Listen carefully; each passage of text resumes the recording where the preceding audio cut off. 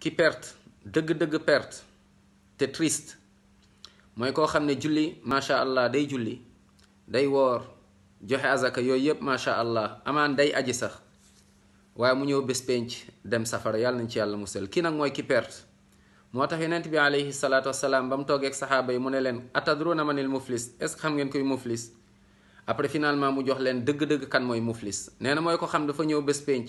ñu xool julleem digganteem ak boroomam macha allah moo la dàq julli moo la dàq woor aj ñu xool ay montagne yu jaamu yàlla digganteem ak boroomam waaye nag tooñ na diw lekk na alalu diw nax na diw moo xam ci liggéeyam di nax nit ñi moo xam jël alalu nit ñi des fois di naan ah diw day dama jaar ci kawam jël naa lii ak lii dama ko def lii dama ko def lee jàpp ni yow ku muus nga yow yaay ki perte ndax loolu bàmmeel mbugal la lay xaar sa bàmmeel mujj bu ñaaw ngay am mujj bu rafet bul ko xaar te nag bés pénc mooy gën a ti metti yonent bi sallallahu alayhi wasallam nee na nit kooku noonu doon dóor nit ñi di jaar seen kaw di leen nax jàpp ni moom macha allah mu ngoog di jox njabootam alal ju xaraam